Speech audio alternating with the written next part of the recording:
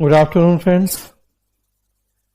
आज बात करेंगे संघ और उसका राज्य क्षेत्र, या दूसरे शब्दों में से हम कहते हैं राज्यों का निर्माण एवं पुनर्गठन। संविधान का भाग 1 है और अनुच्छेद 1 से 4 तक, मतलब कहा जाए कि संविधान की शुरुआत है। जैसा हमने देखा कि मूल संविधान में अनुच्छेद 1 से लेके अनुच्छेद 395 तक प्रावधान किए गए, तो शुरुआत है संविधान की। इसके पहले की बहुत सारी बातें हमने पढ़ी कि संविधान कैसे बना, कैसे उसका विकास हुआ, संविधान सभा से जुड़ी बातें, संविधान की विशेषताएं या और जो जरूरी पक्ष हमें जानने थे।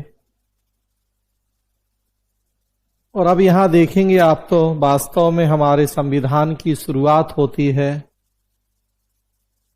भाग 1 और अनुच्छेद 1 से 4। तो इसी टॉपिक पे चर्चा होगी। नाम है टॉपिक का संघ व उसका राज्य क्षेत्र, और या दूसरे शब्दों में नाम है राज्यों का निर्माण एवं पुनर्गठन। जो विषय सूची होगी इसकी, जो मुद्दे पढ़े जाएंगे, अनुच्छेद 1 से 4 तक की चर्चा करेंगे हम कि क्या है अनुच्छेद, राज्यों के निर्माण तथा पुनर्गठन की प्रक्रिया क्या होती है उसकी बात होगी। भारतीय राज्य क्षेत्र का एकीकरण और तार्किक आधार पर पुनर्गठन कैसे हुआ तो उसे देखेंगे। 4 स्तरों पर प्रयास हुआ था भारतीय राज्य के एकीकरण और पुनर्गठन के लिए। एक था रियासतों का एकीकरण, दूसरा था फ्रांसीसी पुर्तगाली उपनिवेशों का विलय भारत में, तीसरा था कुछ अन्य क्षेत्रों का भारत में विलय, और चौथा था तार्किक आधार पर राज्यों का पुनर्गठन। तो देखेंगे क्या था ये। फिर विभिन्न क्षेत्रों के नामों में परिवर्तन हुआ स्वतंत्रता के बाद। कई राज्यों की राजधानियों के नाम बदले गए।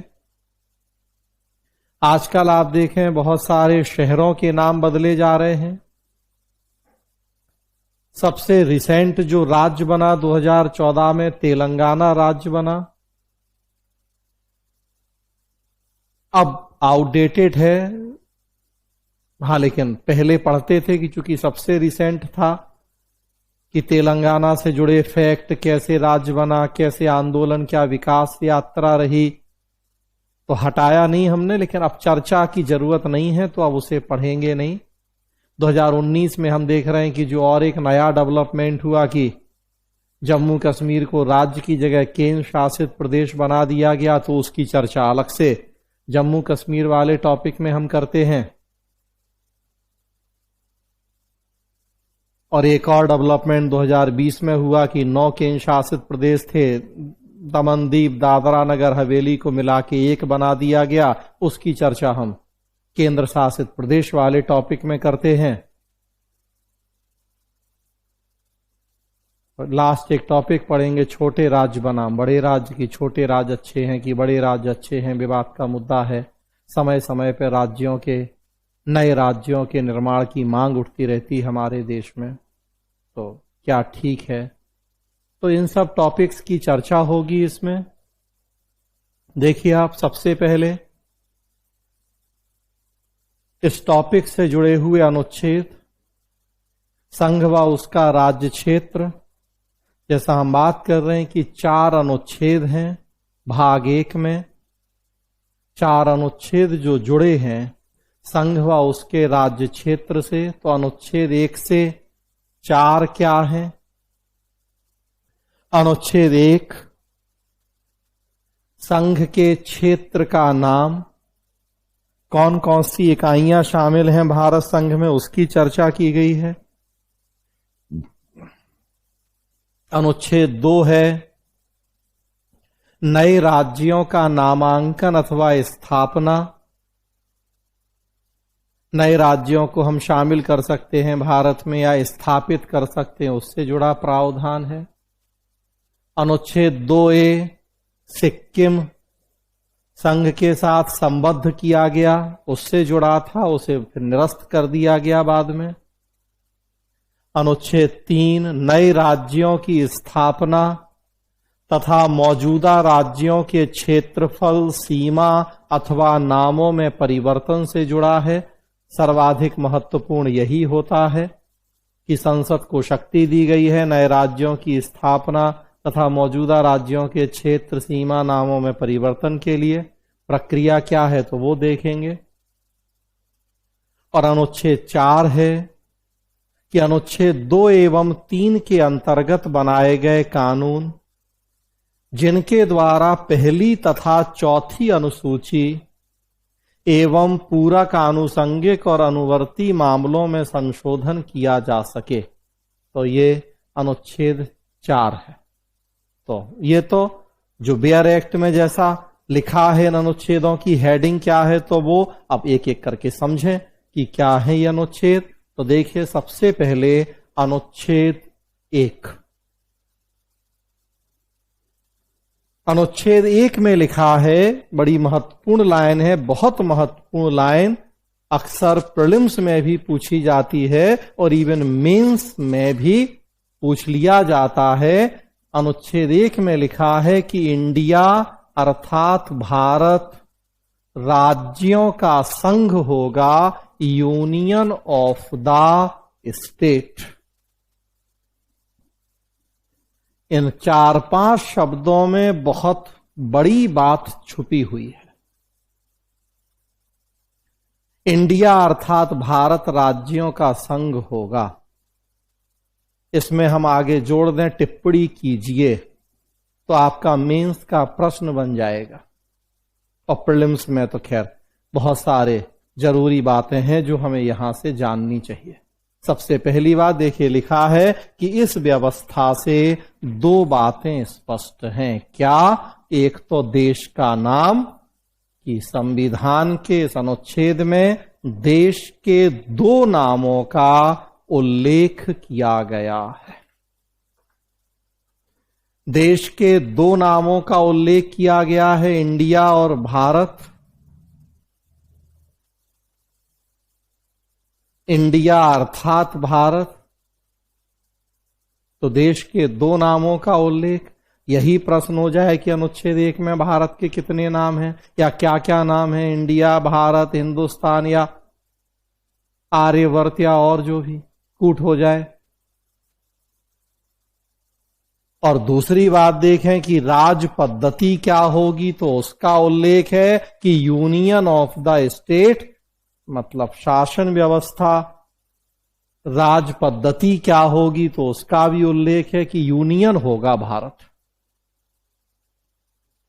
संघात्मक शासन व्यवस्था के 3 प्रकार जिनकी हमने आपसे बात की है पीछे, कन्फेडरेशन, फेडरेशन और यूनियन। कन्फेडरेशन जिसमें केंद्र कम ताकतवर होता है और राज्य ज्यादा ताकतवर। फेडरेशन जिसमें केंद्र और राज्य की स्थिति लगभग समान होती है, दोनों के बीच शक्तियां लगभग समान होती हैं। और यूनियन जिसमें राज्यों की तुलना में केंद्र ज्यादा शक्तिशाली होता है। भारत में हमने यूनियन मॉडल ऑफ गवर्नेंस को अपनाया है, संघात्मक शासन व्यवस्था के यूनियन मॉडल को, जिसमें राज्यों की तुलना में केंद्र ज्यादा शक्तिशाली होता है। संविधान के आर्टिकल 1 में यह क्लियर लिखा है कि देख रहे हैं आप, India that is Bharat, Bharat that is India, राज्यों का संघ union of the state. Union शब्द का मतलब कि भारत विभिन्न राज्यों के मध्य किसी समझौते का परिणाम नहीं है। अमेरिका में क्या हुआ कि छोटे छोटे राज्य आपस में मिले और उन्होंने एक संयुक्त राज्य अमेरिकी संघ बना लिया। भारत में ऐसा नहीं है कि हम छोटे छोटे राज्यों के आपसी समझौते का परिणाम हो। एक विशाल देश के रूप में आजाद हुए, बस प्रशासन की सुविधा के लिए हमने देश का पुनर्गठन किया और उसे फिर छोटे छोटे राज्यों में विभाजित किया। राज्यों को संघ से अलग होने का अधिकार नहीं है, हम राज्यों के आपसी समझौते का परिणाम नहीं है। तो एक तो अनुच्छेद 1 में देश के दो नाम हैं, इंडिया और भारत, और दूसरी बात कि हमने उसमें यूनियन मॉडल को अपनाया है जिसमें केंद्र ज्यादा ताकतवर होता है राज्यों की तुलना में। संविधान में अनुच्छेद 1(3) देखेंगे आप, उसी का पार्ट है। अनुच्छेद 1(3) उसमें भारत के राज्य क्षेत्र का 3 भागों में विभाजन किया गया है।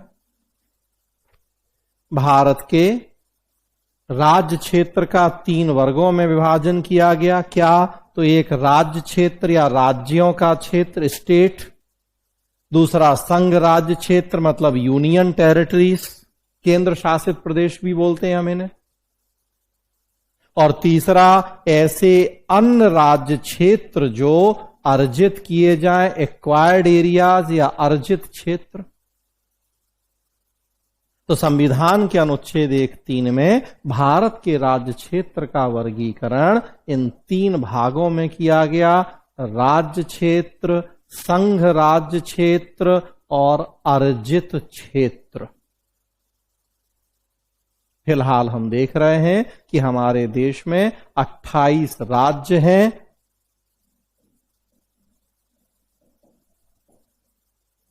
8 संघ राज्य क्षेत्र हैं और अर्जित क्षेत्र कोई नहीं है। 29 हुआ करते थे। जम्मू कश्मीर को, जैसा मैंने बताया, 2019 में जम्मू कश्मीर पुनर्गठन विधेयक के माध्यम से हमने राज्य का दर्जा छीन के 2 केंद्र शासित प्रदेश बना दिए। 9 केंद्र शासित प्रदेश हो गए थे, 7 पहले से थे, 2 ये बन गए थे, जम्मू कश्मीर लद्दाख, तो 9 हो गए थे। फिर 2020 में हमने दादर नगर हवेली और दमन दीव को मर्ज करके एक ही कर दिया, तो फिर 8 हो गए। तो 28 राज्य हैं, 8 संघ राज्य या केंद्र शासित प्रदेश हैं, अर्जित क्षेत्र फिलहाल कोई नहीं है। तो ये तो अनुच्छेद 1 है। अनुच्छेद 2 देखिए, संविधान का अनुच्छेद 2, संसद द्वारा संघ में नए राज्यों का प्रवेश या स्थापना। संसद द्वारा संघ में नए राज्यों का प्रवेश या स्थापना। फिर देखिए आप, तो 2 बातें शामिल हैं इसमें। एक तो संसद को शक्ति है कि संसद द्वारा, और फिर 2 बातें क्या, कि नए राज्यों का प्रवेश और नए राज्यों की स्थापना। तो फिर 2 बातें शामिल हैं, नए राज्यों को संघ में शामिल करने की शक्ति है और नए राज्यों को स्थापित करने की शक्ति है। दोनों बातें लिखी हैं, नए राज्यों का प्रवेश, दूसरे शब्दों में नए राज्यों को संघ में शामिल करने की शक्ति, और नए राज्यों की स्थापना, तो नए राज्यों को स्थापित करने की शक्ति। और किसे है ये शक्ति? तो संसद को। नए राज्यों को संघ में शामिल करने की शक्ति ऐसे राज्य जो पहले से स्थापित हैं किंतु भारत संघ में शामिल नहीं है। ऐसे राज्य जो पहले से स्थापित किंतु भारत संघ में शामिल नहीं, उन्हें संघ में शामिल करने की शक्ति। मतलब जैसे हम कहें कि आज अभी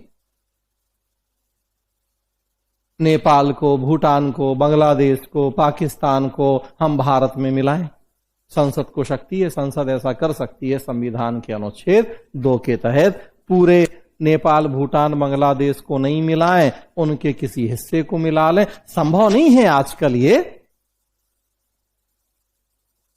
हर संप्रभु राष्ट्र है, अपनी स्वतंत्रता है उसका, और हमारी कभी ऐसी साम्राज्यवादी इच्छाएं नहीं है। लेकिन बस जस्ट एक एग्जाम्पल दे रहा हूं मैं आपको कि कोई नया क्षेत्र जो अभी भारत में शामिल नहीं, हम शामिल करें। और हुआ ऐसा भाई, पहले जैसा एक टॉपिक अभी हम आगे पढ़ेंगे कि फ्रांसीसी और पुर्तगाली बस्तियों का भारत में विलय, तो जब हम आजाद हुए तो अंग्रेजों से, इंग्लैंड से आजाद हुए थे। फ्रांस और पुर्तगाल थोड़ी छोड़ के गए थे, वो तो बाद में गए छोड़ के।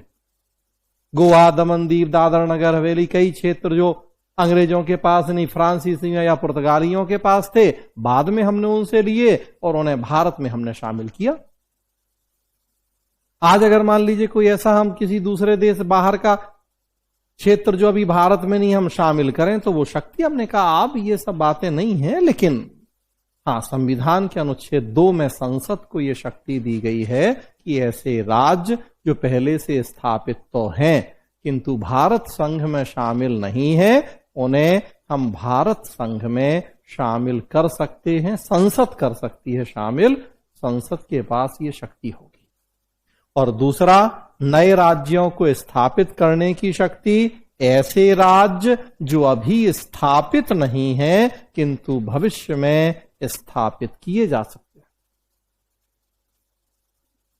ऐसे राज्य जो अभी स्थापित नहीं किंतु भविष्य में उनकी स्थापना संभव। जैसे मैंने कहा 2014 में तेलंगाना को हमने एक नया राज्य बना दिया, तो पहले नहीं था वो अस्तित्व में।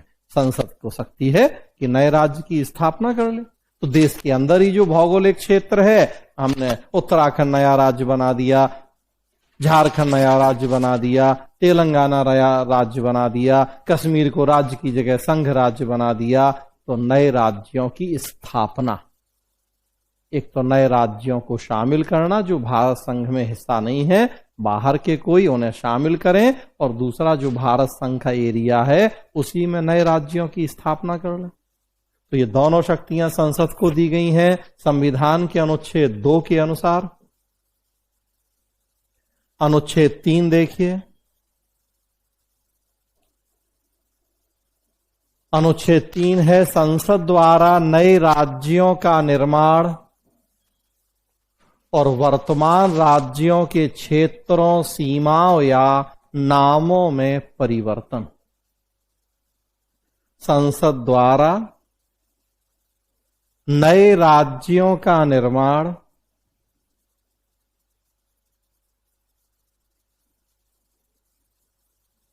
और वर्तमान राज्यों के क्षेत्र, सीमा, नाम में परिवर्तन। तो फिर अनुच्छेद 3 के तहत संसद को यह शक्ति दी गई है कि नए राज्यों का निर्माण करे, वर्तमान राज्यों के क्षेत्र में, सीमाओं में, नामों में परिवर्तन करे। अनुच्छेद 3 में संसद को यह शक्ति दी गई है। क्या है पूरा अनुच्छेद 3? तो देखिए आप, संसद विधि द्वारा, संसद कानून बना के विधि द्वारा किसी राज्य में से उसका राज्य क्षेत्र अलग करके अथवा 2 या अधिक राज्यों को या राज्यों के कुछ भागों को मिलाकर अथवा किसी राज्य क्षेत्र को किसी राज्य के भाग के साथ मिलाकर नए राज्य का निर्माण कर सकेगी।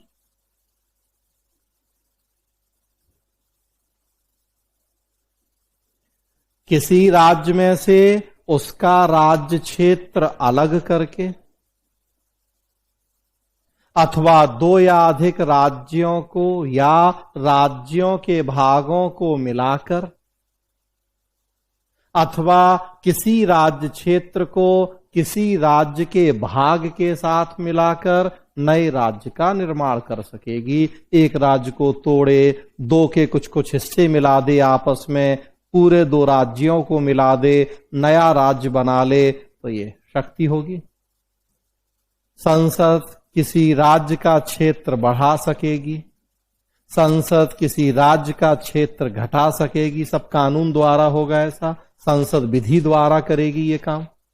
राज्य का क्षेत्र बढ़ा सकेगी, घटा सकेगी, किसी राज्य की सीमाओं में परिवर्तन कर सकेगी, किसी राज्य के नाम में परिवर्तन कर सकेगी। तो ये सब शक्ति दी गई है संसद को संविधान के अनुच्छेद 3 में।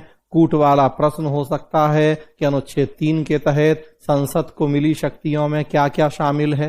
नए राज्यों का निर्माण, सीमाओं में परिवर्तन, क्षेत्र में परिवर्तन, नाम में परिवर्तन, क्षेत्र बढ़ाना, घटाना। तो इस तरह से कूट वाला प्रश्न हो सकता है कि बताइए क्या क्या शामिल है अनुच्छेद 3 में संसद की शक्ति में।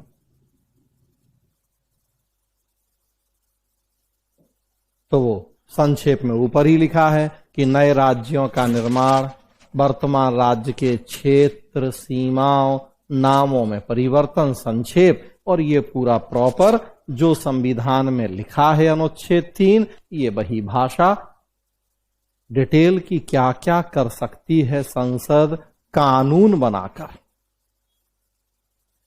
अनुच्छेद 3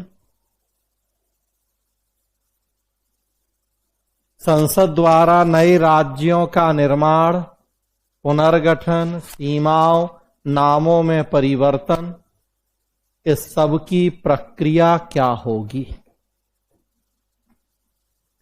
संसद द्वारा नए राज्यों का निर्माण या पुनर्गठन, सीमाओं तथा नामों में परिवर्तन, इन सब की प्रक्रिया क्या होगी। ध्यान रखें, प्रीलिम्स में भी पूछी जाती है प्रक्रिया में से कोई पॉइंट उठा के, मेंस में भी, मेंस के लिए उपयोगी की राज्यों के निर्माण पुनर्गठन की प्रक्रिया विस्तार से बताइए या समीक्षा कीजिए या जो भी। तो देखें, प्रक्रिया पॉइंट पॉइंट में तोड़ दिया ताकि आपको समझने में आसानी हो। विधेयक संसद में तभी पेश किया जा सकता है जब राष्ट्रपति द्वारा सिफारिश की जाए। तो महत्वपूर्ण तथ्य है कि राज्यों के निर्माण, पुनर्गठन, सीमाओं, नामों में परिवर्तन से जुड़ा विधेयक राष्ट्रपति की पूर्व अनुमति के बाद ही संसद में प्रस्तुत किया जा सकता है। प्रीलिम्स के लिए बड़ा महत्वपूर्ण तथ्य है। कौन कौन से विधेयक राष्ट्रपति की पूर्व अनुमति से संसद में आते हैं, किन विधेयकों पर राष्ट्रपति की पूर्व स्वीकृति जरूरी नहीं होती है, कूट वाला प्रश्न दे दिया जाए आपको। तो राज्यों के निर्माण, पुनर्गठन संबंधी विधेयक राष्ट्रपति की पूर्व स्वीकृति से संसद में आएगा। राष्ट्रपति द्वारा विधेयक को संबंधित राज्य या एक से ज्यादा राज्यों से जुड़ा मामला है तो राज्यों के विधानमंडल या विधानमंडलों के पास विचार हेतु भेजा जाएगा। राष्ट्रपति उस विधेयक को संसद में रखने की स्वीकृति दें, उसके पहले वो उसे संबंधित राज्य या राज्यों के विधानमंडलों के पास भेजेंगे ताकि उनकी राय जानी जा सके कि वो उस विधेयक के प्रावधानों के पक्ष में हैं, नहीं हैं, क्या संशोधन चाहते हैं, जो भी, तो उनकी राय जान ली जाए। तो विधेयक भेजना जरूरी होता है संबंधित राज्यों को। राष्ट्रपति एक टाइम बाउंडेशन, एक समय सीमा का निर्धारण कर सकते हैं कि भाई आप लोगों को 1 हफ्ते, 2 हफ्ते, 4 हफ्ते, 6 हफ्ते, 3 महीने में इस विधेयक पे अपनी राय हमें देना है। तो राष्ट्रपति चाहें तो एक ऐसी समय सीमा का निर्धारण कर सकते हैं। और याद रखें कि राष्ट्रपति द्वारा राज्यों की या राज्य की राय के लिए विधेयक भेजना मूल संविधान में ऐसा प्रावधान नहीं था। ये 5वें संविधान संशोधन अधिनियम द्वारा 1955 में किया गया। मूल संविधान में इसकी बाध्यता नहीं थी कि राष्ट्रपति विधेयक को राज्यों के या राज्य के विधानमंडल की राय के लिए भेजेंगे। सीधा राष्ट्रपति पूर्व स्वीकृति देते, संसद में आ जाता, राज्यों से पूछने की जरूरत नहीं थी। लेकिन 1955 में 5वां संविधान संशोधन हुआ और उसमें फिर ये व्यवस्था की गई कि राज्यों से राय ली जाए। हालांकि राज्यों की राय को मानने की बाध्यता नहीं है, वो आगे अभी देखेंगे हम, लेकिन राज्यों से राय लेने की व्यवस्था जरूर की गई 5वें संविधान संशोधन अधिनियम के माध्यम से। राज्य विधानमंडल द्वारा अपने विचार बताते हुए विधेयक वापस भेजा जाएगा। राज्य विधानमंडल चाहे तो टाइम बढ़ाने के लिए रिक्वेस्ट कर सकते हैं और राष्ट्रपति रिक्वेस्ट को स्वीकार करते हुए कुछ और टाइम दे सकते हैं। तो जब विधेयक राज्य विधानमंडल के पास आया, वो विचार करे, अपनी राय भेज दे राष्ट्रपति के पास, जो समय दिया गया उस समय के अंदर। अगर राज्य विधानमंडल को लग रहा है कि वो समय कम है या विचार नहीं कर पाया है वो उस समय के दौरान, रिक्वेस्ट कर सकता है राष्ट्रपति से कि थोड़ा और समय दिया जाए, और राष्ट्रपति चाहें, उनकी इच्छा है तो वो और समय दे सकते हैं। तय समय सीमा में विधेयक अगर राज्य ने वापस नहीं किया तो फिर वेट करने की जरूरत नहीं है, राष्ट्रपति विधेयक को स्वीकृति दे देंगे और उसे संसद में प्रस्तुत किया जा सकेगा। तो तय समय सीमा में अगर राज्य ने अपनी राय नहीं भेजी तो फिर राष्ट्रपति स्वतंत्र हैं, अपनी स्वीकृति दे दें और संसद में वो प्रस्तुत हो सके।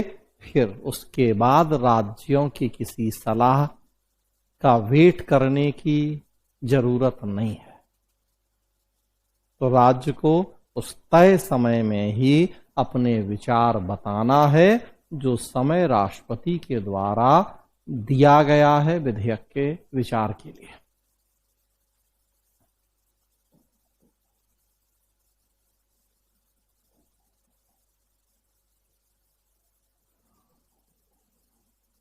तय समय सीमा में अगर विधेयक वापस आ गया तब भी संसद राज्य के विचार को मानने के लिए बाध्य नहीं है। तो ये मैंने पहले ही बताया कि तय समय सीमा में विधेयक भेज दिया राज्य ने अपनी राय के साथ, तब भी संसद उस राय को मानने के लिए बाध्य नहीं होती। 2013 में जब तेलंगाना का पुनर्गठन का विधेयक पास हुआ, संसद में रखा गया, तो ऐसा ही हुआ। आंध्र प्रदेश की तत्कालीन सरकार ने खारिज कर दिया उस विधेयक को तेलंगाना बनने। फिर भी संसद ने उसकी राय को दरकिनार करके तेलंगाना बना दिया अलग राज्य, जबकि उस समय तो आंध्र प्रदेश में भी कांग्रेस की सरकार थी और केंद्र में भी यूपीए सरकार थी जिसकी मुखिया कांग्रेस थी। अलग अलग पार्टी की सरकार हो केंद्र राज्य में, तब तो फिर भी ऐसी संभावना है कि राज्य सरकार विरोध करे केंद्र के इस प्रस्ताव का, विधेयक का। एक ही पार्टी की सरकार में भी ऐसी स्थिति दिखी। राज्य सरकार ने तो तेलंगाना के बनने का विरोध किया, लेकिन फिर भी केंद्र ने तेलंगाना बनाया, राज्य विधानमंडल की राय को नहीं माना। तो संसद राज्य विधानमंडल की राय को मानने के लिए बाध्य नहीं होती है। तय समय सीमा में वो आ गई राय तब भी, और नहीं आई तय समय सीमा में राय तब तो फिर कोई बात ही नहीं। विधेयक में किसी प्रकार के फेरबदल की स्थिति में दोबारा राज्यों के पास भेजना आवश्यक नहीं होता है। जो विधेयक राज्य विधानमंडल के पास भेजा गया था, लौट के आया, नहीं आया, संसद ने पास कर दिया उसे, दोनों कंडीशन। नहीं आया तय समय सीमा में तो हमने कहा बात ही खत्म होगी। तय समय सीमा में आया, राज्य ने राय दी, संसद ने उस राय को माना नहीं माना मर्जी उसकी, संसद ने विधेयक पास कर दिया। तो मान लीजिए जो पहले राज्य विधानमंडल के पास विधेयक क्या था और अब जो संसद ने फाइनली पास किया, दोनों में अंतर है। जो पारित विधेयक है इसमें कुछ नई चीजें जोड़ी गई हैं, घटाई गई हैं, तो अब दोबारा इसे फिर राज्यों के पास भेजने की जरूरत नहीं होती है। तो वही बात है कि विधेयक में किसी भी प्रकार के फेरबदल की स्थिति में दोबारा राज्यों के पास भेजना आवश्यक नहीं होता। ये प्रक्रिया है संविधान के अनुच्छेद 3 में राज्यों के निर्माण पुनर्गठन के संदर्भ में। अपवाद जम्मू कश्मीर हुआ करता था। जम्मू कश्मीर का विशेष राज्य का दर्जा था संविधान के अनुच्छेद 370 के तहत, तो जम्मू कश्मीर अपवाद था। लेकिन 2019 में जब हमने जम्मू कश्मीर पुनर्गठन विधेयक के माध्यम से उसका विशेष राज्य का दर्जा समाप्त कर दिया, अनुच्छेद 370 खत्म कर दिया, तो अब जम्मू कश्मीर के लिए भी वही व्यवस्था है जो बाकी राज्यों के लिए। पहले जम्मू कश्मीर विधानमंडल की सहमति आवश्यक होती थी, जब तक 370 के तहत उसे विशेष राज्य का दर्जा प्राप्त था। महाराज्य विधानमंडल की सहमति के बिना संभव नहीं था निर्माण पुनर्गठन या क्षेत्र में सीमा में बदलाव या नाम में बदलाव। बाकी राज्यों में देख रहे हैं कि सहमति जरूरी नहीं है, बस राय हम लेते हैं। जम्मू कश्मीर में सहमति जरूरी होती थी, लेकिन अब तो चूंकि वो विशेष राज्य का दर्जा समाप्त हो गया, तो बाकी राज्यों जैसी स्थिति अब वहां के लिए भी तो सबके साथ समानता का व्यवहार, एक देश एक संविधान, एक देश एक विधान, एक देश एक, तब सब कुछ समान।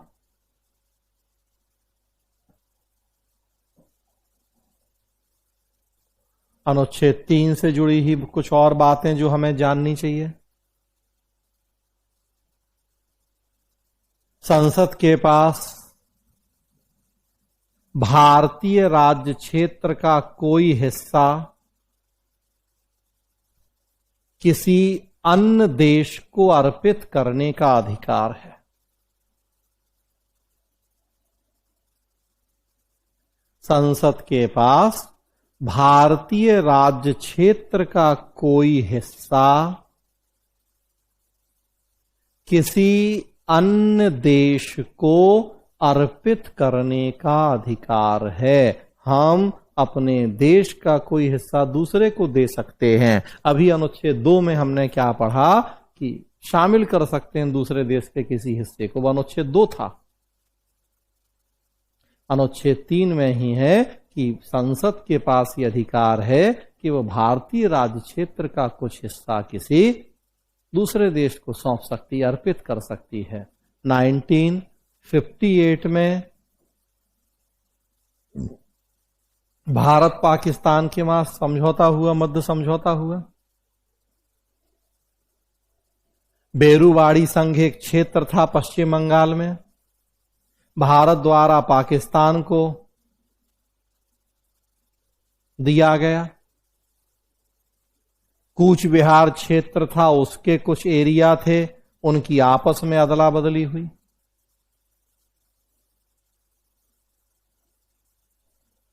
तो 58 में यह मुद्दा उठा, विवाद भी हुआ कि संसद किसी नए राज्य को शामिल तो कर सकती है, लेकिन क्या वो भारत के किसी राज्य या क्षेत्र को दूसरे को दे भी सकती है? और दे सकती है तो किस प्रक्रिया के तहत दे सकती है? अब विवाद इसलिए हुआ कि कई बार हमें सीमा विवादों को हल करने के लिए ऐसा करना पड़ता है। 47 में जब हम आजाद हुए, भारत पाकिस्तान का बंटवारा हुआ, पाकिस्तान के भी 2 हिस्से, एक पूर्वी दूसरा पश्चिमी। अब आप देखिए बीच में भारत है, आधा पाकिस्तान उधर है, आधा पाकिस्तान इधर है। कौन सी बेवकूफी, कौन सा ये तरीका है, लेकिन था ऐसा। मतलब सोच के देखें कि इस पाकिस्तान से उस पाकिस्तान जो अब बांग्लादेश बन गया, वहां जाने के लिए पूरा भारत का चक्कर काटें, नहीं तो उतना समुद्र से जाएं घूम के। तो ऐसे देश कभी देखे आपने? पाकिस्तान ऐसे ही हुआ। खैर, कई इलाके अक्सर ऐसे हो जाते हैं, कई क्षेत्र अक्सर ऐसे हो जाते हैं। एक पैर रखा आपने तो उत्तर प्रदेश, दूसरा पैर रखा आपने जहां तो मध्य प्रदेश। एक पैर रखा आपने तो भारत, दूसरा पैर रखा आपने तो पाकिस्तान। कई गांवों में अक्सर पढ़ते सुनते हैं आप ऐसा। और उसी बात को हमने कहा हम अपने देश के अंदर राज्यों में देखें तो रोज ही हर आदमी देख सकता है बॉर्डर पे कि एक पैर यूपी में रखा है, दूसरा पैर एमपी में रखा है, या उसी तरह से एक यूपी में दूसरा बिहार में। या कई बार उससे प्रशासनिक दिक्कतें होती हैं कई तरह की। देश के अंदर तो चलो फिर भी हम सुलटा लें, लेकिन अब देश के बाहर इस तरह की समस्याएं हो जाएं, भारत पाकिस्तान की, भारत बांग्लादेश की, भारत चाइना सीमा विवाद, जो कि आए दिन देखिए होते ही रहते हैं। तो थे ऐसे कुछ एरिया विवाद था।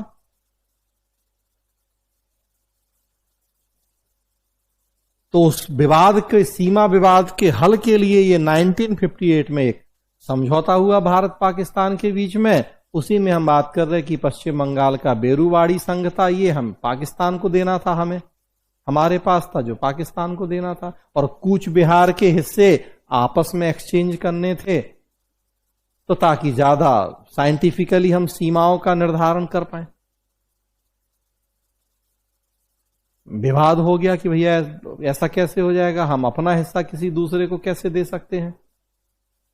राष्ट्रपति को लगा कि मामला बड़ा संवैधानिक व्याख्या से जुड़ा मामला है, तो राष्ट्रपति ने आर्टिकल 143 के तहत मिली शक्ति का प्रयोग करते हुए सुप्रीम कोर्ट से उसकी राय मांगी कि बताइए कैसे होगा ये काम। हो सकता है कि नहीं हो सकता है, संविधान के में क्या इस तरह का कोई प्रावधान शक्ति है संसद के पास कि संसद अपने देश का हिस्सा दूसरे को दे दे?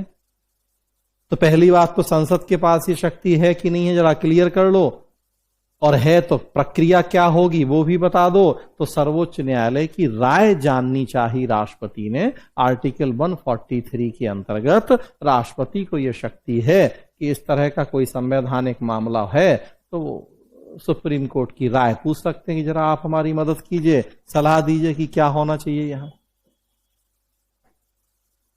सर्वोच्च न्यायालय ने क्या व्यवस्था दी, क्या राय दी? सर्वोच्च न्यायालय ने कहा कि जो संविधान का अनुच्छेद 3 है, ये भारत के राज्यों के क्षेत्रों के आंतरिक पुनर्नियोजन से संबंधित है। अंदर अंदर जो करना है करो, आपको यूपी तोड़ के उत्तराखंड बनाओ, बिहार तोड़ के झारखंड बनाओ, मिलाओ तोड़ो जोड़ो, अंदर आंतरिक, ना कि देश के किसी भाग के विदेशी राज्य को अर्पण से संबंधित। तो सुप्रीम कोर्ट की ये व्यवस्था, मतलब ये राय आई कि भाई जो आर्टिकल 3 है, संसद की जो शक्ति है, वो आंतरिक पुनर्नियोजन और पुनर्गठन से जुड़ी है, ना कि इस बात से कि आप भारत देश का कोई हिस्सा किसी दूसरे को सौंप दीजिए। लेकिन अब सौंपना कई बार जरूरी पड़ता है, दूसरे से लेना भी हो सौंपना, क्योंकि मैंने पहले ही बताया कि भाई सीमा विवाद को हल करना है। कई बार ऐसी सिचुएशन बन जाती है कि उनका कुछ हिस्सा हमें मिल जाए, हम कुछ उन्हें दे दें अपना। ज्यादा साइंटिफिकली सीमाएं, बॉर्डर डिस्प्यूट हम निपटा सकते हैं, ज्यादा बेहतर तरीके से सीमाओं का निर्धारण हो सकता है। तो उस बात की भी जानकारी तो है सर्वोच्च न्यायालय को कि भाई शक्ति तो होनी चाहिए संसद के पास इस तरह की। हाँ, लेकिन अनुच्छेद 3 के तहत नहीं है ये शक्ति। सर्वोच्च न्यायालय ने राय दी कि आर्टिकल 368 के तहत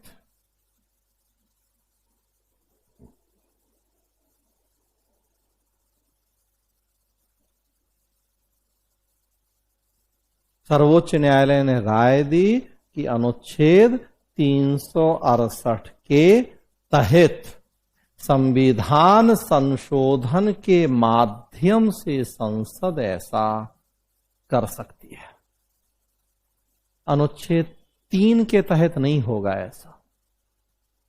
आगे हम देखेंगे कि अनुच्छेद 3 के तहत जो प्रक्रिया अभी हमने पढ़ी वो केवल साधारण बहुमत से पारित होने वाली प्रक्रिया है और उसके लिए हमें संविधान के आर्टिकल 368 के तहत संविधान में संशोधन की जरूरत नहीं होती।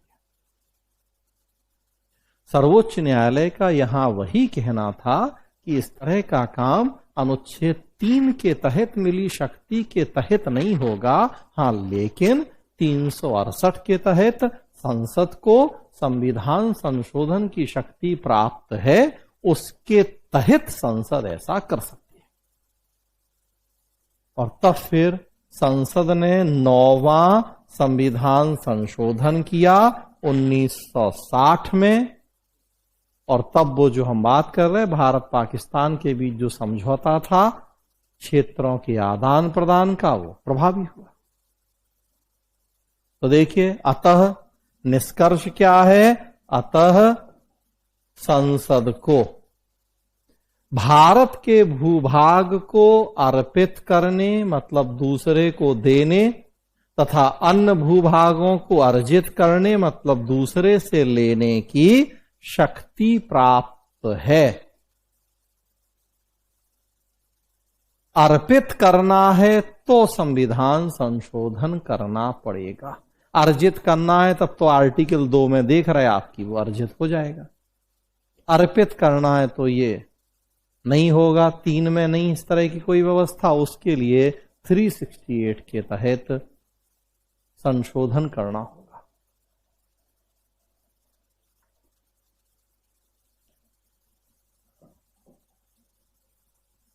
देखिए, उसी से जुड़ी कुछ और बातें। 1969 में सर्वोच्च न्यायालय की और एक व्यवस्था आई।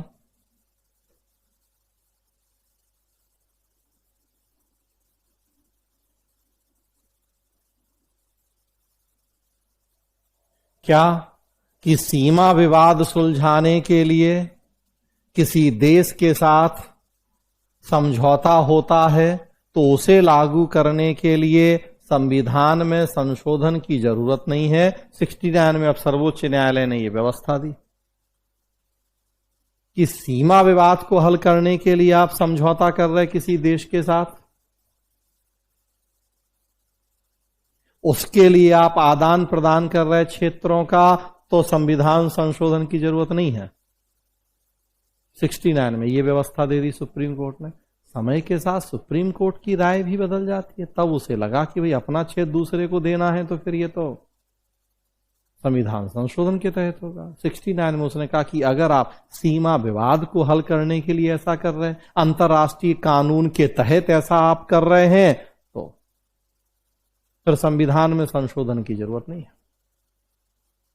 परिणाम क्या हुआ उस व्यवस्था के बाद कि 2011 में भारत और बांग्लादेश के बीच हुआ सीमा विवाद समझौता। 163 163 गलियारा क्षेत्रों का आदान प्रदान होना था और वो कार्यपालिका के आदेश के द्वारा ही हो गया। फिर हमने संविधान संशोधन की जरूरत हमें नहीं पड़ी। 2011 में भारत बांग्लादेश के बीच सीमा विवाद समझौता हुआ और 163 गलियारा मतलब गली, पतली सी गली जिसे कहा जाता है, तो उस तरह के क्षेत्र, उनका आदान प्रदान हुआ, कार्यपालिका के आदेश से ही हो गया ऐसा। 2015 में 100वां संविधान संशोधन अधिनियम पारित हुआ।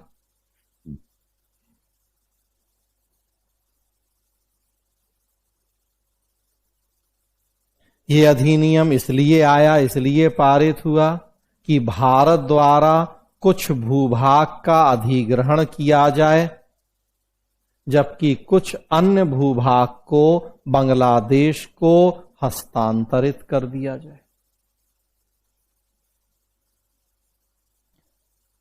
तो 100वें संविधान संशोधन अधिनियम 2015 के द्वारा, फिर भारत का कुछ भूभाग हमने बांग्लादेश को दिया, कुछ उससे लिया। ये सीमा विवाद से जुड़ा नहीं था, तो फिर संविधान संशोधन के द्वारा हो गया। और अगर अंतर्राष्ट्रीय कानून के तहत सीमा विवाद के लिए समझौता हो रहा है तो संविधान संशोधन की जरूरत नहीं होती है। तो ये सर्वोच्च न्यायालय की व्यवस्था आ गई। अनुच्छेद 4 देखिए, संविधान का अनुच्छेद 4 क्या है? संविधान का अनुच्छेद 4 कहता है कि अनुच्छेद 2 और 3 के तहत संविधान के अनुच्छेद 2 और 3 के तहत संसद की जो शक्ति है वो अनुच्छेद 368 के अनुरूप संविधान का संशोधन नहीं है। जैसा अभी पीछे मैंने बताया कि 2 और 3 के तहत संसद को जो शक्ति है, जो प्रक्रिया है, उसको केवल साधारण बहुमत के द्वारा ही हम विधेयक साधारण विधेयक के रूप में पारित कर सकते हैं। 368 के तहत वो संविधान संशोधन की कैटेगरी में नहीं आता है।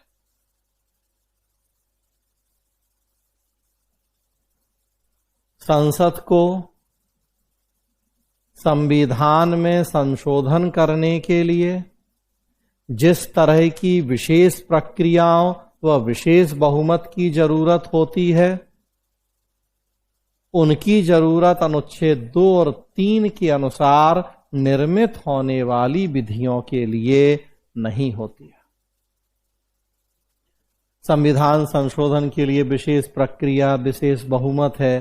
368 जब हम संविधान संशोधन पढ़ते हैं तो देखते हैं 3 तरह के संशोधन होते हैं, कुछ साधारण बहुमत से, कुछ विशेष बहुमत से, कुछ विशेष बहुमत और आधे राज्यों के समर्थन से। जो साधारण बहुमत से संशोधन होते हैं उन्हें भी हम 368 के तहत संविधान संशोधन की श्रेणी में नहीं रखते हैं। विशेष बहुमत वाले ही आते हैं संविधान संशोधन की श्रेणी में। तो वही यहां कहा जा रहा है कि 368 के तहत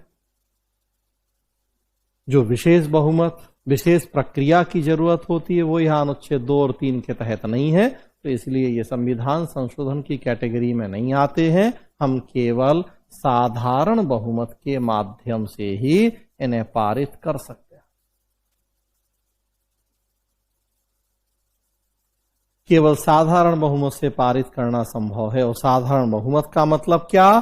तो उपस्थित और मत देने वाले सदस्यों का बहुमत। साधारण बहुमत मतलब उपस्थित और मत देने वाले सदस्यों का बहुमत। उपस्थित और मत देने वाले सदस्यों का बहुमत साधारण बहुमत है। बस उससे हम ये अनुच्छेद 2-3 के तहत संसद को जो शक्तियां मिली हैं उनका प्रयोग कर सकते हैं, उस प्रक्रिया को फॉलो कर सकते हैं। तो ये तो अनुच्छेद 1 से 4 तक के डिस्कशन थे। अब आगे बढ़ें। आगे बढ़ें तो देखें अगला टॉपिक है भारतीय राज्य क्षेत्र का एकीकरण और तार्किक आधार पर उसका पुनर्गठन। और जैसा विषय सूची में मैंने बताया कि इसके लिए 4 स्तरों पर गंभीर प्रयास हुए। भारतीय राज्य क्षेत्र के एकीकरण और तार्किक आधार पर पुनर्गठन के लिए 4 स्तरों पर गंभीर प्रयास हुए। क्या? तो पहला था रियासतों का एकीकरण, समझेंगे अभी एक एक करके। दूसरा था यूरोपीय, जिसमें फ्रांसीसी व पुर्तगाली बस्तियां थी, उपनिवेश था, उनका भारत में विलय। यूरोपीय, फ्रांसीसी व पुर्तगाली उपनिवेशों का भारत में विलय। तीसरा था कुछ अन्य क्षेत्रों का भारत में विलय।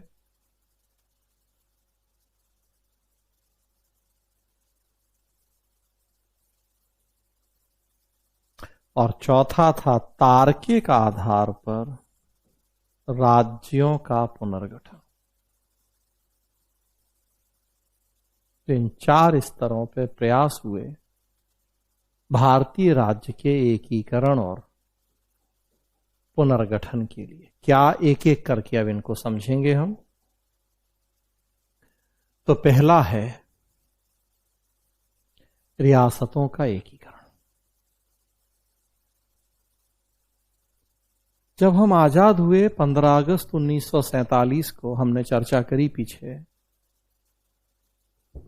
एक तो अंग्रेज विभाजन करके चले गए, भारत पाकिस्तान 2 देश बना दिए उन्होंने, डिवाइड एंड रूल, फूट डालो और राज करो की नीति के आधार पे।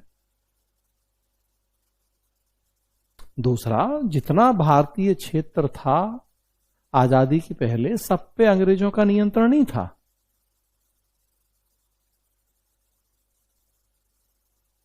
तो परिणाम क्या था कि ब्रिटिश शासनकाल में 2 तरह की इकाइयां थी, एक ब्रिटिश भारत और दूसरा प्रिंसली स्टेट या देसी रियासत। शाही राज्य कहते हैं, देसी रियासत कहते हैं इंग्लिश में, प्रिंसली स्टेट।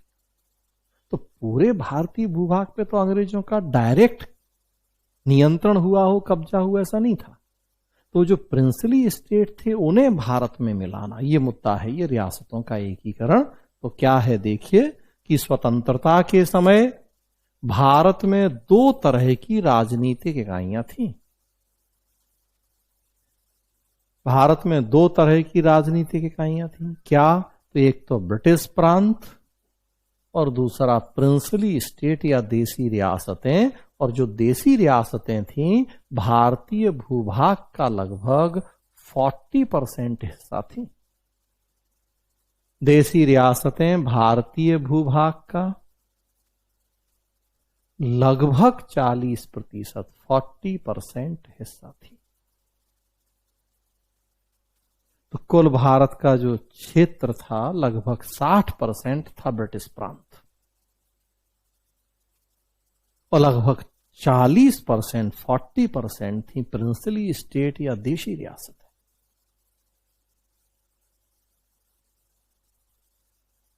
अंग्रेजों ने देखिए कैबिनेट मिशन योजना के तहत देसी रियासतों को एक पासा फेंका था, लॉलीपॉप पकड़ाई थी कि आप भारत में मिल सकते हैं, आप पाकिस्तान में मिल सकते हैं और या आप स्वतंत्र रह सकते हैं। तो अंग्रेज कम कहें कि चालाक थे, कम बदमाश थे? नहीं। तो एक तो जो ये ब्रिटिश भारत था उसके भी टुकड़े कर गए वो भारत पाकिस्तान, और जो देसी रियासतें थीं उनको भी पासा फेंक गए जाते जाते। भारत में मिलो या पाकिस्तान में मिलो और या आजाद रहो। डायरेक्टली देसी रियासतों पे कंट्रोल नहीं था अंग्रेजों का, लेकिन इनडायरेक्टली तो वो जुड़े ही थे। सहायक संधि वगैरह जो थी लॉर्ड वेलेजली की, तो सहायक संधि मतलब कि आंतरिक अशांति, बाह्य आक्रमण से हम तुम्हें रक्षा देंगे, अगर कभी जरूरत पड़ेगी तो हम अपनी सेना से मदद करेंगे तुम्हारी। तो उस तरह से तो अंग्रेज जुड़े थे उन देसी रियासतों से। और जाते समय ये लालच दे दिया था उन्हें कि तुम चाहो तो आजाद हो सकते हो। तो अब कई रियासतें ऐसी थीं जो कुछ के मन में पाकिस्तान से मिलने का भी ख्याल था, ज्यादा के मन में आजाद रहने का ख्याल था, और कुछ भारत से भी मिलना चाहते थे, नो डाउट। देसी रियासतें जैसा नाम है, शाही राज्य या प्रिंसली स्टेट, ज्यादातर में सामंतवास था, राजतंत्र था। वंश परंपरा के आधार पे राजे महाराजे चले आ रहे थे, उनका शासन था उन देसी रियासतों में। तो देखिए आप, देसी रियासतों में अलोकतांत्रिक सरकारें थीं, आंतरिक विद्रोह और बाह्य आक्रमण के विरुद्ध उन्हें ब्रिटिश सुरक्षा छतरी प्राप्त थी। तो वही सामंत, राजे, महाराजे, ये सब थे। कोई डेमोक्रेटिक सिस्टम तो था नहीं। और कोई भी राजा महाराजा, उनका परिवार क्यों चाहेगा कि उनकी सत्ता खत्म हो जाए और अब जनता का शासन हो जाए? और ये तो देख ही रहे थे कि भाई भारत जो आजाद हो रहा है, लोकतंत्र रहना है यहां। तो राजे महाराजाओं को ये टेंशन था कि उनकी सारी वो जो जागीर, जो संपत्ति है, जो सत्ता है, वो छिन जाएगी अगर हम भारत से मिलेंगे तो। पाकिस्तान से मिलने में खतरा कि भाई वहां धर्म के आधार पर मुस्लिमों की बहुतायत होगी, तो जो जिन देसी रियासतों में हिंदू थे वहां वो टेंशन।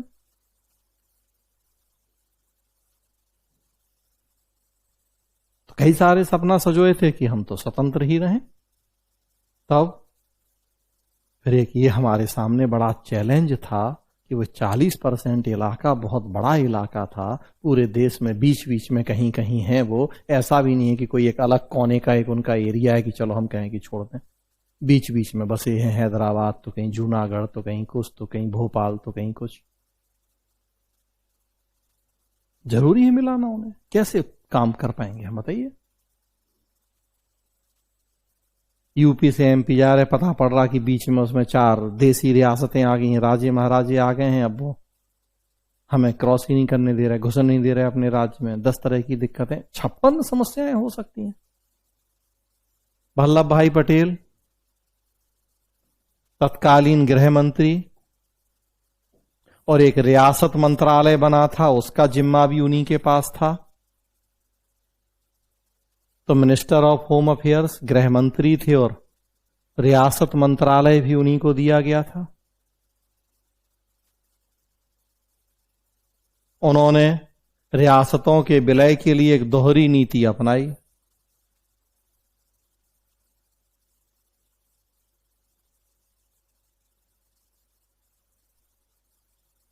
क्या दोहरी नीति? तो एक तो कहा कि रक्षा, संचार और विदेश, ये 3 मामले जो अभी तक आपने अंग्रेजों को दे रखे थे वो अब हमें दे दो।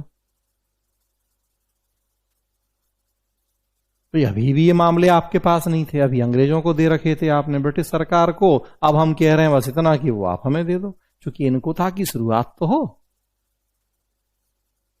फिर तो हम बाकी धीरे धीरे निपट लेंगे। देख, तो इस लेवल पे बातचीत करी कि रक्षा, संचार और विदेश जैसे 3 मामले जो अभी भी आपके पास नहीं है या नहीं थे, अब तक आपने ब्रिटिश सरकार को दे रखे थे, अब वो आप भारत सरकार को सौंप दें, और बाकी जैसा जो आपका चल रहा है चलता रहेगा। मतलब आपके लिए कोई भी नेगेटिव, कोई ऐसा नकारात्मक दुष्प्रभाव नहीं होगा, बस जो अंग्रेजों को दिया है वो हमें दे दो। और नहीं तो साथ ही साथ ये भी कि नहीं तो फिर जनता के आंदोलन के लिए तैयार रहो, क्योंकि जनता तो भाई हिंदू है, ज्यादातर बहुसंख्यक आबादी तो हिंदू है, पाकिस्तान के साथ वो जाएगी नहीं। और जब भारत में लोकतंत्र है तो तुम ये सोचो कि वो जनता तुम्हारे खिलाफ आंदोलन नहीं करेगी लोकतंत्र के लिए, तो ये भी नहीं होगा कि पड़ोस में लोकतंत्र फल फूल रहा है, जनता की चुनी हुई सरकार है, और तुम यहां सोचो कि अपनी वो राजसाहत चलाते रहोगे, वंश परंपरा के आधार पर राज्य बने रहोगे, तो ये भी नहीं चलेगा लंबे समय तक। आज नहीं तो कल जनता तो विद्रोह करेगी करेगी, देख लो। और जब बाद में विद्रोह करेगी फिर आओगे हमारे पास, तब हम भी मदद नहीं करेंगे, फिर समझ लो। तो डराना पुचकारना दोनों लेवल पे इन्होंने काम शुरू किया। नीति असर लाई, असर लानी था, क्योंकि हमने कहा भाई जेन्युइन रीजन बात थी। अब बीच में भोपाल की बीच में कोई और राजा महाराजा बैठा है, अब वो कैसा, अब हम तो स्वतंत्र हैं, कैसे, और हम तो अपनी राजशाही चलाएंगे, कैसे पॉसिबल है? वहां की जनता बेवकूफ है कि चारों तरफ देख रही है कि यहां तो लोकतंत्र की आंधी बह रही है और ये राजशाही है, वैसी ही उखाड़ फेंकेगी आपको। पाकिस्तान में जाओगे नहीं, जनता नहीं जाने देगी, ना भूगोल ऐसा है आपका जाओगे, और ना बाकी जनसांख्यिकी ऐसी है। और दूसरी तरफ हम यही तो कह रहे हैं कि चलो रक्षा, संचार, विदेश हमें दे दो जो आपने अंग्रेजों को दिया है। तो डराना पुचकारना, इस दोहरी नीति पे काम किया वल्लभ भाई पटेल ने, नीति रंग लाई।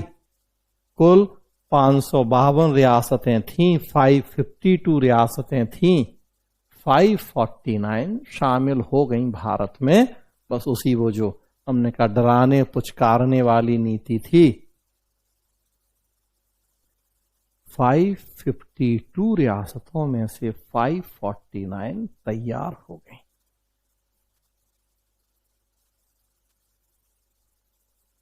3 बच गई।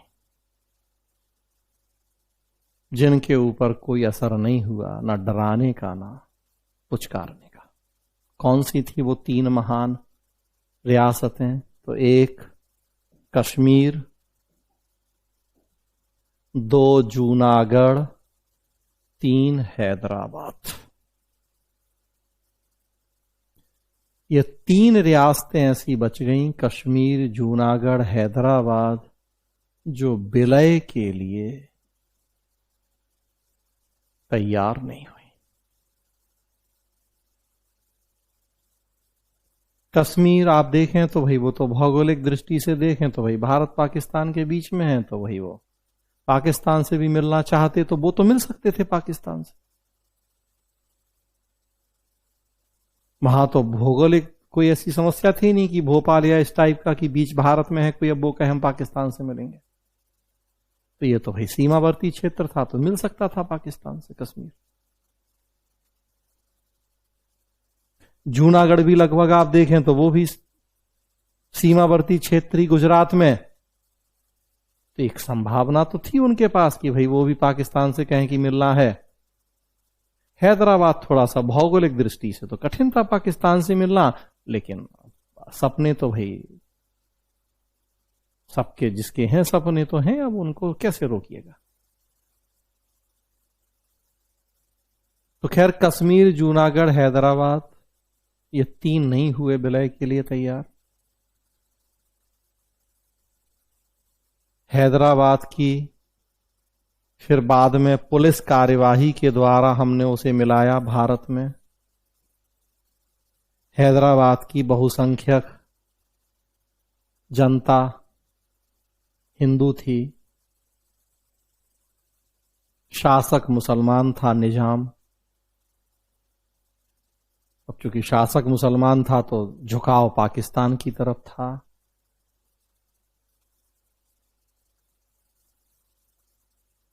उसे ये उम्मीद थी कि कभी अगर जनता विद्रोह करेगी हमारे खिलाफ तो हमें पाकिस्तान से मदद मिल जाएगी मुस्लिम होने के नाते, तो अपनी महत्वाकांक्षाएं पाले बैठा था। लेकिन कहां चल पानी थी। जनता ने किया विद्रोह, पुलिस कार्यवाही, सरकार ने पुलिस कार्यवाही के माध्यम से जो निजाम के वो जो मंसूबे थे खत्म किया, हैदराबाद को मिलाया भारत में। जूनागढ़ की स्थिति भी लगभग वही थी। वहां जनमत संग्रह करवाया गया कि भाई देख लो कहां से मिलना है, चूंकि हमने कहा गुजरात था सीमावर्ती इलाका ही, समुद्र पाकिस्तान से भी बहुत दूर नहीं था, तो वहां तय हुआ कि चलो हम जन्म संग्रह करवा लेते हैं कि लोग कहां मिलना चाहते हैं। आबादी वहां की भी बहुसंख्यक आबादी हिंदू थी, स्वाभाविक सी बात है कि भाई भारत के पक्ष में ही फैसला हुआ। कश्मीर में स्थिति उल्टी थी। एक तो कश्मीर हमने कहा भौगोलिक दृष्टि से ऐसा था कि भाई पाकिस्तान से ही नजदीक है, भाई पाकिस्तान और भारत और बीच में जम्मू कश्मीर जैसा हम देखते हैं, तो उस लिहाज से उनके पास भाई दोनों ऑप्शन थे कि या इधर जुड़ जाए नक्शे में और या उधर जुड़ जाए नक्शे में।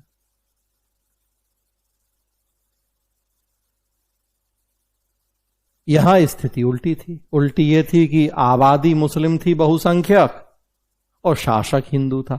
बाकी में आबादी हिंदू, शासक मुस्लिम, जूनागढ़ में भी वही, हैदराबाद में भी वही, और कश्मीर में उल्टा कि आबादी बहुसंख्यक आबादी मुस्लिम और शासक हिंदू राजा हरि सिंह और आबादी मुस्लिम।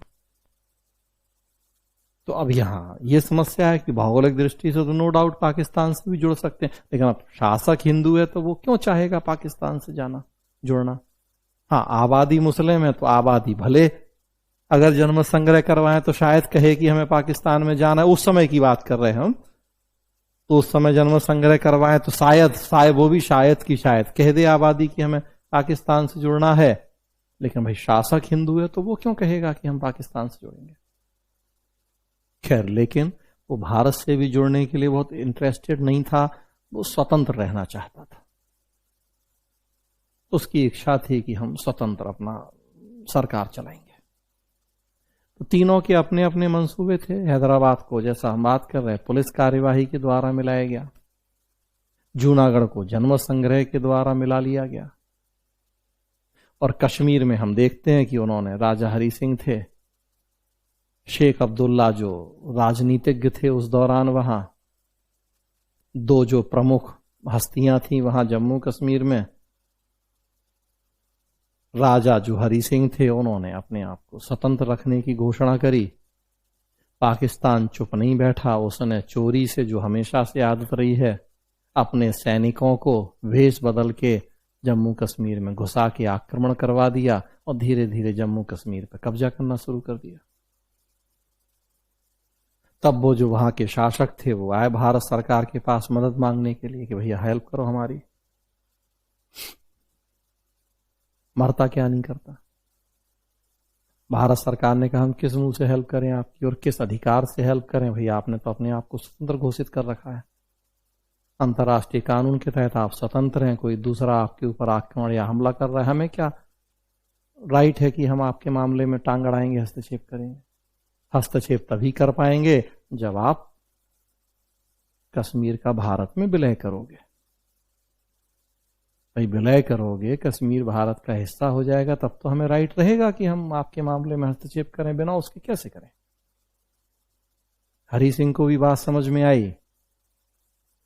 काफी कसमकस के बाद फाइनली भारत में विलय के लिए तैयार हुए। विलय पत्र साइन किया उन्होंने भारत में। तब भारतीय सेना ने फिर वहां संभाला मोर्चा। वो जो पाकिस्तानी घुसे थे बेस बदल के, उनको खदेड़ना शुरू किया। लगभग कश्मीर के लगभग 2/3 हिस्से से खदेड़ दिया उनको, जो कि आज भारत में है। लगभग 1/3 हिस्से पे अभी भी उन पाकिस्तानियों का कब्जा था। हमारी सेना खदेड़ रही थी उन्हें और खदेड़ देती। लेकिन तब तक क्या हुआ, हमारे ही तत्कालीन प्रधानमंत्री शांति दूत श्री जवाहरलाल नेहरू संयुक्त राष्ट्र पहुंच गए शांति समझौते के लिए। संयुक्त राष्ट्र ने वो शांति समझौता करवाया कि यथा स्थिति बनाई रखी जाए, जो जहां है वो वहीं, मतलब 2/3 हिस्सा जो भारत के पास आ गया है वो यहां रहे, 1/3 जिस पे अभी पाकिस्तान ने कब्जा कर लिया है वो वहां रहे, शांति युद्ध रोक दो। और शर्त लगा दी यूएन ने कि युद्ध रोको, शांति होने दो, जैसे ही शांति हो जाए पाकिस्तान अपनी सेना हटाए जो कब्जा कर रखा है, पहली शर्त। और तब पूरे जम्मू कश्मीर में जनमत संग्रह करवा के लोगों से पूछा जाए कि वो क्या करना चाहते हैं।